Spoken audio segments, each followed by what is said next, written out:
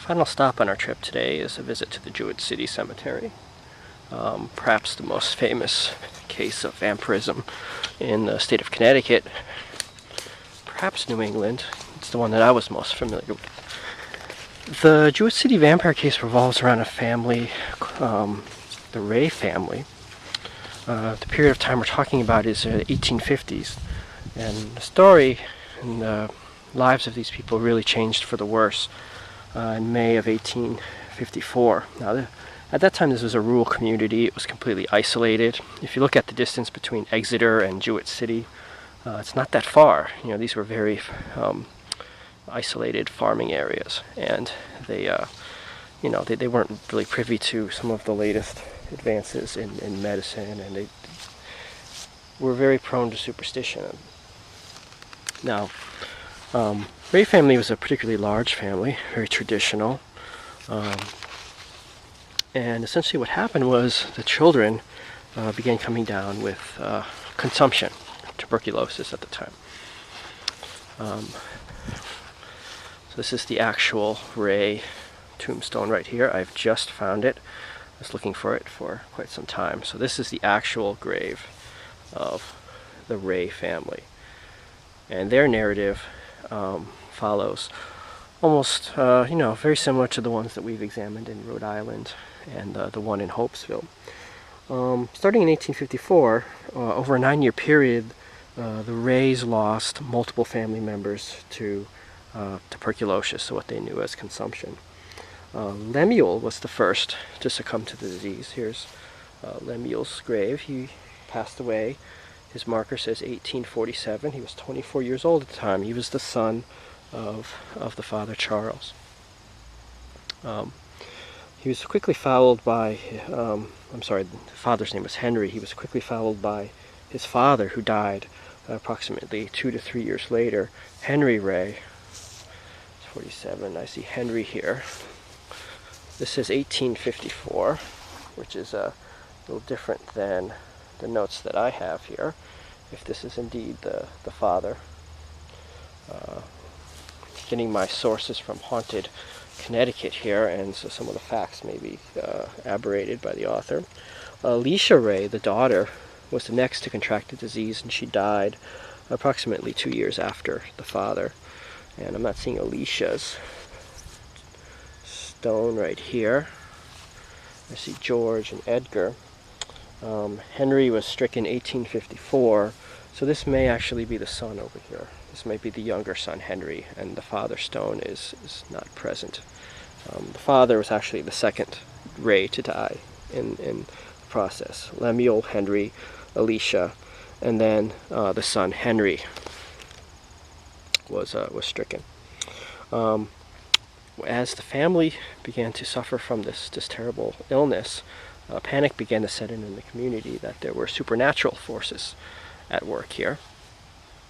And the idea is that the dead bodies of passed away family members were coming back and really draining the life of the living. These symptoms of consumption were very much similar to what one would expect if you believed in vampires. The bloodshot eyes, the pallidness, the fatigue, the loss of energy, the whiteness of the skin. They look like the signs of the classical romantic vampire. But again, popular culture has tended to change the way vampires were looked at. Back then, in the 1850s and the late 18th century, vampires were spirits that rose from the grave at night and drained away the life of the living. And there's conflicting reports. The Tillinghast family, the children in that case, actually reported seeing the loved one approaching in the middle of the night in their dreams, indicating that the soul, the specter, the spirit was actually visible to them. But in general, the vampire legend was one of the spirit not necessarily making physical contact, but just draining the spiritual life and thus the physical life out of the body. So the first two to be dug up were Lemuel and Alicia. So Lemuel Ray, located right here, was the first to be dug up. And their bodies were dug up and immediately burned.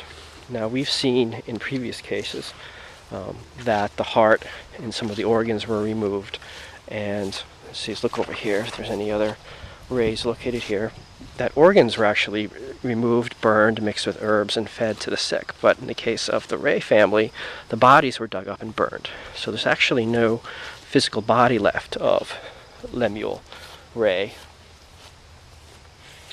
This looks like the father, Henry Ray here. Or this is, I'm sorry, this is the son, Henry Ray, and his wife. There's no stone for the father here. There's actually no record that the son Henry, the last one who was stricken, whether or not he succumbed to the disease or not, or whether or not the burning of the bodies of Lemuel and Alicia actually worked. But the panic seemed to end at that point after the digging up of those two bodies. Perhaps word from other parts of New England that this method of fighting off the dead didn't work, or it's quite possible that the disease had reached its course, because it was passing through the community, and as more and more family members get sick, it was much more likely that, you can see the back of the stone here, that the possibility of supernatural causes would be brought up. Let's just take a look at a couple other spots in the cemetery which are kind of interesting, not connected to the vampire legend. Jewett City Cemetery has its own keep. I'll take a quick walk down there.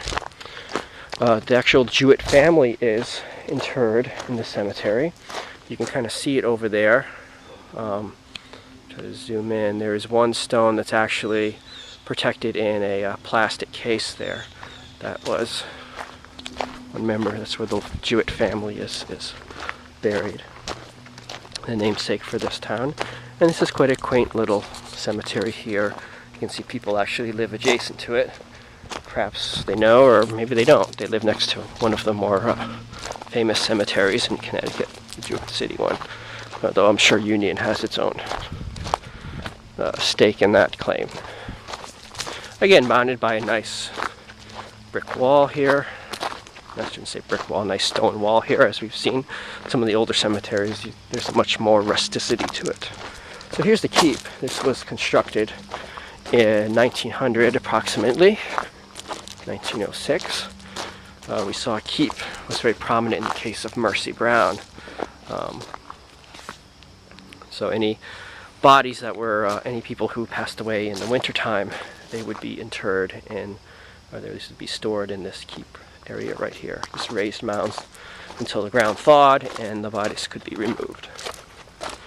So Jewett City legend, this is where it happened. This is where it started with the Ray family. And it's interesting to note that in the last case we examined, the one in the Hopeville Cemetery, actually that case reached its resolution in 2007, meaning that the vampire legends of New England continue to be unearthed, no pun intended. We continue to learn more and more about how people viewed this terrible disease, which these statistics in England tell you that 1 out of every 4 people are stricken with it, and actually took the lives of some very, very creative and famous people, not to mention just the salt of the earth, like the Ray family, the Tillinghast, the Walton family. So that is our tour today of the Jewett City Cemetery and the origin of the Jewett City vampire legend.